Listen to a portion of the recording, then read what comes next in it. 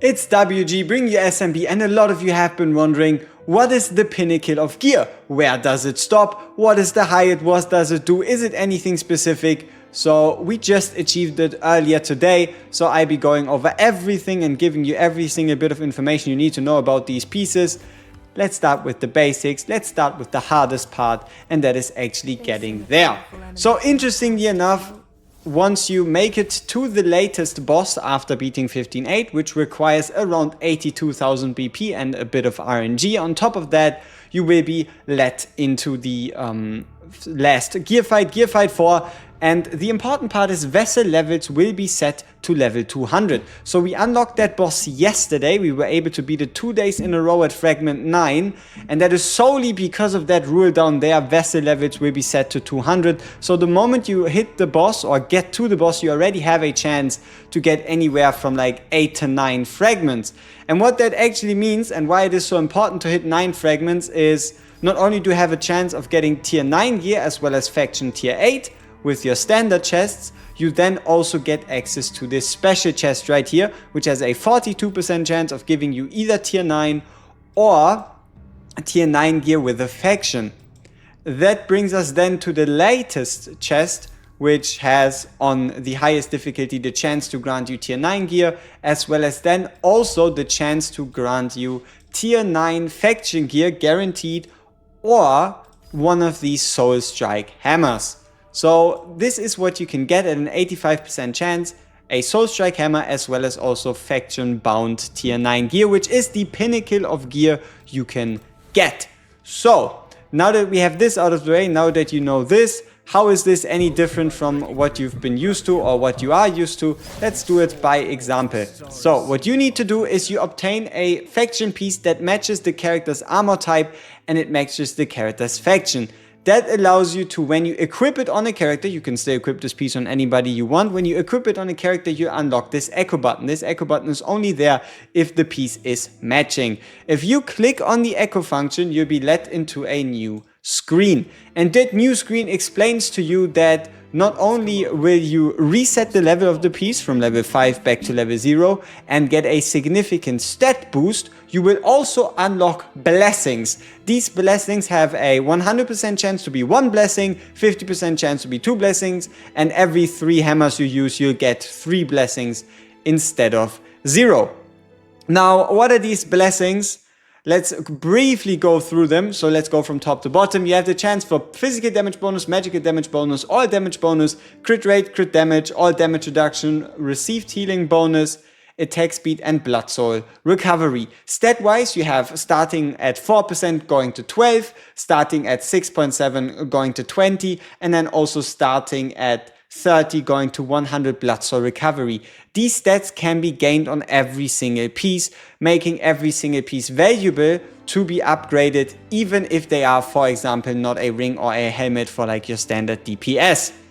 Important to note, after using a Soul Echo, equipment will be permanently bound to the character, so you cannot remove it anymore, which means you have to be very careful with this gear when you do get there. And then this is what you need. You need these Soul Strike hammers. You need these Soul Strike hammers to bind this piece of gear to a character. And because today we actually got a piece I was comfortable with binding to a character, I can show it to you today. So here we have a Echo piece. This piece says tier 9 and this one says Echo. So this is how it looks like, Echo, and we only bound it to Van Helsing. You can see the stats. It is level 0, gives us 2340 attack, which is flat out ridiculous. And then you can see we were lucky enough to roll triple stats. So now the important part is, how do you get these stats, right? Let's get that out of the way first. So you have the chances to get your rolls, which are going to be 100%, 50%, 30%, and then these are the chances to get each blessing. Crit rate, physical damage, crit damage, magical damage bonus all have a 12% chance.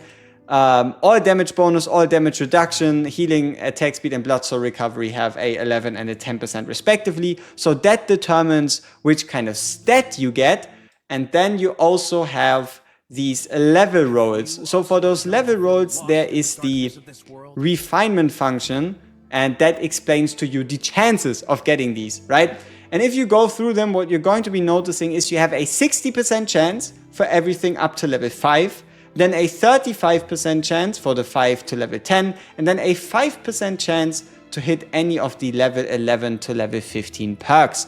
The same is also true for any other stat. These would be the chances for us getting in on different stats. So for example, here we hit the 35% category once, the 60% category once, and then another hit in the 35% category for all damage reduction. So our Van Helsing now has 11% more crit, 6.3% more base crit, and here, so you have two choices. You have the ability to completely recast, which might add a slot if you only have one buff going higher, or remove a slot going from 3 buffs down to 2 or down to 1.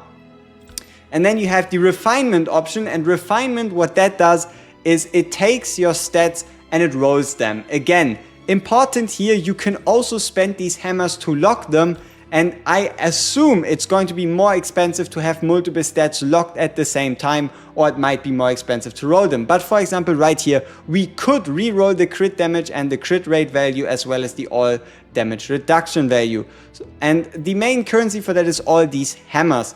Overall, I don't have a lot of data for you as of this moment, but I can tell you about the 6 runs we've done, which are 3 runs from yesterday, and then 3 runs from today. We've gotten the hammer twice. We've actually gotten the hammer twice today, and overall tier 9 faction pieces, I got 2 of them. So I hit one time this light armor plus church, and then we have the, you've seen it before, right? The ancestral light armor ring. But overall, what you're going to gain mostly from this is also an abundance of tier 8 with matching faction, as well as also tier 9 pieces. But these are the true end game. This is what are going to like make your builds toward the end, what are going to like eat all your resources and the like for example, we still would have to upgrade this piece to level 5, even though we've already leveled it to level 5. Then you could say reset it to bind it to Van Helsing, and then we would have to level it again. So this is the whole shenanigan, and I know it's very early for me to show you this, but a lot of you were interested in what's like the highest gear level. And once we have like, I would say give it like another month or 2, and then that is when we can properly take a look at this gear and then discuss which are the best stats where, which characters are actually worthy of this gear and the like, because for now it is still way too early.